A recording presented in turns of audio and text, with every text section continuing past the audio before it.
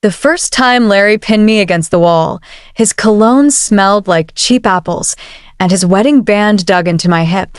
"You need this," he whispered, like he was doing me a favor. I shut my eyes and thought about the eviction notice crumpled in my trash can.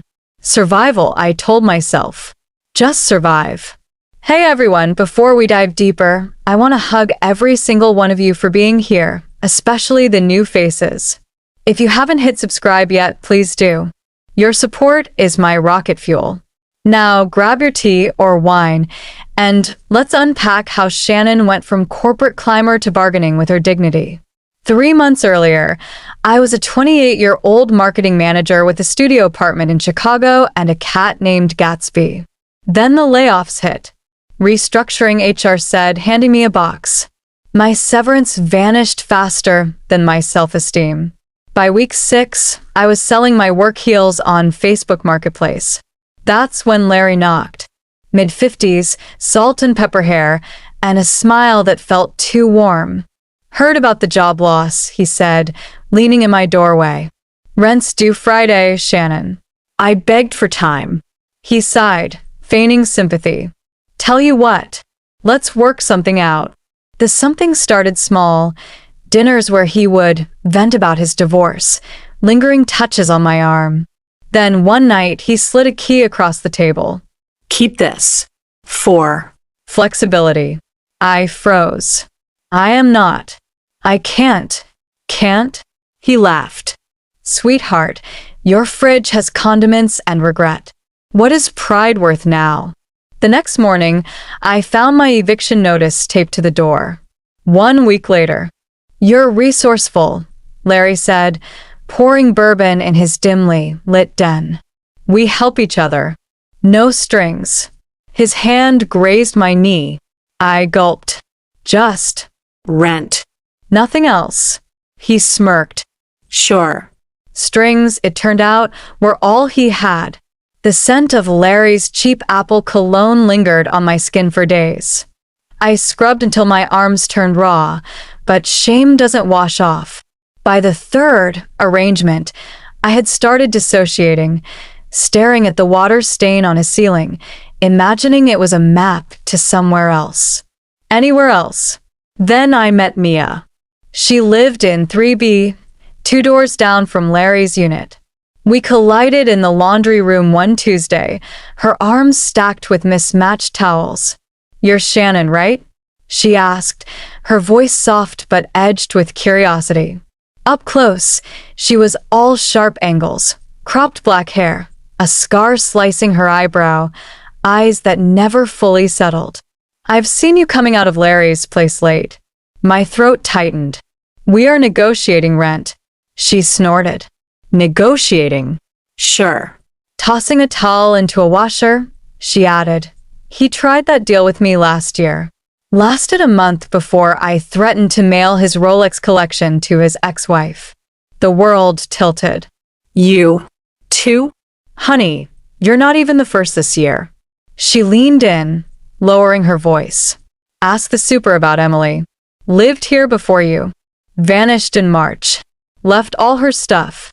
That night, Larry brought over wine, a bitter red that tasted like punishment. "You're quiet," he said, tracing my collarbone. "Regretting our little talks?" I flinched. "Who is Emily?" His hand stilled. "Who?" "The tenant before me. The one who disappeared." He stood abruptly, his charm dissolving. "You've been gossiping with that trash in 3B, haven't you?" The veneer cracked further. "Mia is a junkie. A liar. You trust her over me?" "I don't trust anyone," I whispered. "Smart girl." He slammed the door on his way out. 2 days later, my TV flickered off.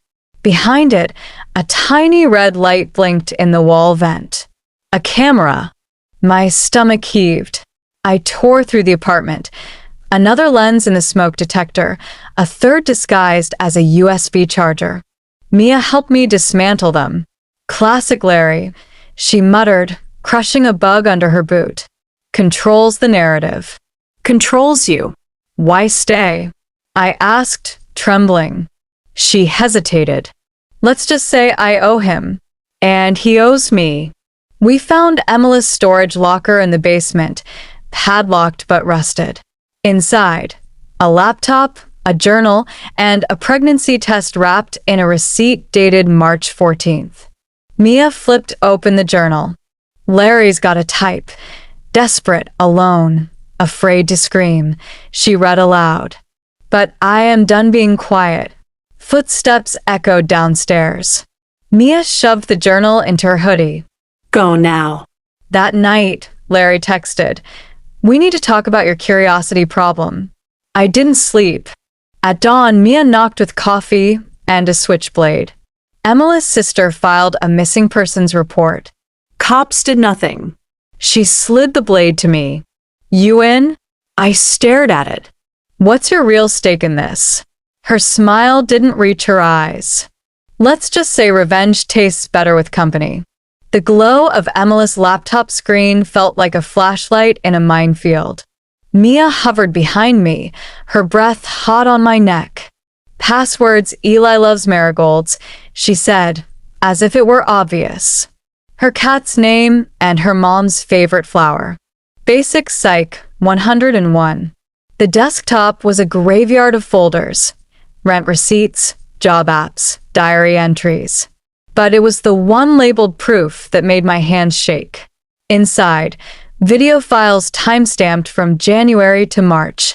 Play it, Mia urged.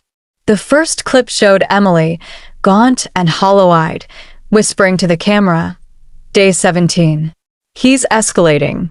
Says if I tell anyone, he'll leak the videos. Her voice cracked. I am pregnant. He doesn't know yet. Mia stiffened. Keep going. The next video wasn't Emily.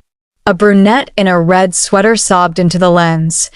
He said he would evict my mom from her nursing home. I can't. The screen cut to static. That's Rachel, Mia muttered. Lived here 2 years ago. Died of an overdose in the lobby. We binged the footage until 3 a.m., unearthing 6 more victims. At 3:07, Mia phone buzzed. She glanced at it and stood abruptly.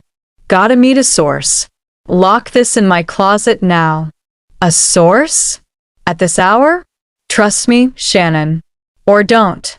She tossed me her keys and left. I didn't trust her. Back in my apartment, I shoved the laptop under my mattress. The air smelled wrong, sour, like burnt coffee. I froze. Larry's cologne. He stepped out of the shadows, holding Emily's journal. You're tedious, he spat. Playing Nancy Drew with that junkie? I lunged for the door. He grabbed my hair, slamming me against the wall. You think Mia is your friend? She's the reason Emily's gone.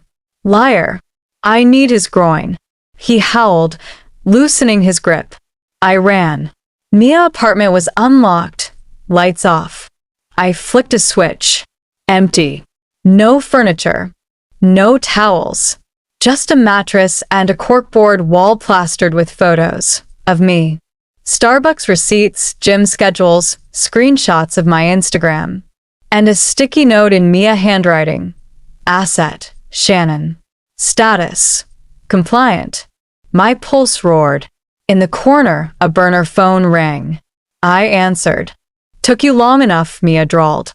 Larry's right about one thing. You are tedious. Click. I rifled through Mia trash. Receipts for wire transfers. A shredded custody agreement for a son named Jake. And a pay stub from Larry's property management, dated last month. She wasn't a victim. She was a recruiter. Larry texted, Mia is done. You're next. I grabbed the laptop and ran into the Chicago dawn, Emily's final video echoing in my head. If you're watching this, I am dead. But make him pay. Rain soaked through my hoodie. I had no money, no allies. Just rage. Rain blurred the Chicago skyline as I ducked into a 24-hour diner, Emily's laptop tucked under my arm like a grenade. The waitress eyed my soaked hoodie but slid me coffee without comment. I typed one-handed on a burner phone. I have proof. Meet me. The reply came fast. Name the place. Then, Tribune reporter. Ben arrived smelling like ink and impatience, his trench coat frayed at the cuffs. "You're the girl from the voicemail?" He eyed the laptop. "This better not be a revenge porn dump." I queued up Emily's video. His name's Larry Kessler. He's raped, blackmailed, and possibly killed tenants for years. Ben's smirk died as Emily's face filled the screen. By clip 3, he had ordered whiskey. "We will need more. Testimonies. Paper trails." "I've got a witness," I lied. "Mia Torres. His accomplice." His brow lifted. "The accomplice will talk." "She will," I said, "if you dangle her son's custody case in front of her." Mia found me at the docks that night, her face half-shadowed by a street lamp. "You sicked a reporter on me?" She flicked her cigarette. "Cute. Jake's 6, right?" I said, watching her flinch. "Ben can bury the charges against you if you flip on Larry. You get your kid back. I get justice." She stepped closer, her voice ablaze. "You think I wanted to recruit for him?" "He threatened Jake's foster parents. Said he would make the boy vanish." Her composure cracked. "I did what I had to. Join me," I said, "or drown with him." 3 days later, Larry strutted into the Violet Lounge, a dive bar he owned under his ex-wife's name. Ben's hidden camera rolled from the booth behind him. I approached, heart thrashing. "Miss me?" He smirked. "Here to renegotiate? Here to end you." I slid a photo of Emily across the table. "Her sister is testifying tomorrow. So is Mia." His laugh boomed. "Mia is loyal. She would slit your throat for a sip of normal." "Would I?" Mia materialized beside him, her phone playing a recording. "Make the boy vanish." Larry's own voice, cold and crisp. He lunged at her. Ben's camera caught it all. Chaos erupted. Patrons screamed as Larry flipped tables, wild-eyed. Mia tossed me a USB drive. Everything. His offshore accounts. The real eviction records. "Why?" I demanded. "For Jake," she said, then melted into the crowd. Larry cornered me near the exit, knife glinting. "You're nothing," he hissed. "But this is something," Ben said, aiming a taser at Larry's neck. The cops arrived as Larry convulsed on the floor. Headlines blazed by morning. Slumlord kingpin toppled by survivors. Mia vanished, leaving a note. "Don't look for me." But in the USB files, I found a video titled Shannon. "Play." Larry grinning at a hidden camera in my old apartment. "She will break faster than the others. I will make sure of it." Beside him, Mia stared at the floor, silent. Not forgiven, I thought, but understood. The courthouse smelled like lemon disinfectant and dread. Larry's gaze drilled into me as I took the stand, his lawyer a shark in a pinstripe suit. "Ms. Carter," the attorney began, "is it true you slept with Mr. Kessler willingly to avoid eviction?" "Objection." The prosecutor snapped. "Withdrawn." The lawyer smirked. "Let's discuss your mental state instead. Weren't you fired for erratic behavior? Hospitalized after a breakdown?" The room buzzed. How did they know? My old employer's NDA had buried that meltdown, the panic attacks, the Xanax prescriptions. Larry's grin widened. He had dug up my buried ghosts. "Irrelevant," the judge said, but the jury's eyes narrowed. I leaned into the mic. "I survived him. That's the only state that matters." The verdict: guilty on 12 counts, extortion, unlawful surveillance, assault. Not guilty on Emily's disappearance. Insufficient evidence, the judge ruled. Larry winked at me as they cuffed him. Outside, reporters swarmed. "Will you appeal? Any message for his victims?" I unfolded a crumpled photo of Emily and held it high. "This isn't over." 3 months later, I stood in my new office, a donated loft above a thrift store. The sign read Phoenix Housing Collective. Our mission: shelter, legal aid, and a panic button app for survivors. "Shannon?" A voice laced with honey and smoke. "Mia." She stood in the doorway, her son Jake clinging to her leg. "I am testifying about Emily," she said. "For Jake." "For me." I crossed my arms. "Why now?" "Because you didn't give up." She pressed a flash drive into my hand. Security footage from Larry's bar. Emily's through the night, she vanished. The footage showed Emily slipping out the back door, Larry following. The timestamp, 11:47 p.m., March 15th. The same night she had written, "I am done being quiet." I mailed it to the DA. Ben interviewed me for his podcast. After, he lingered. "Drink?" "I don't date journalists," I said. "Good. I am a barista now." He handed me a coffee sleeve with his number. Turns out truth-telling doesn't pay rent. I laughed. The first real sound of freedom. Today, Phoenix Housing has helped 127 survivors. Emily's sister runs our outreach. Larry's appeal was denied. And Ben? He brings croissants every Sunday. We don't talk about the past. We build the future, one boundary, one laugh, one not today at a time. The end.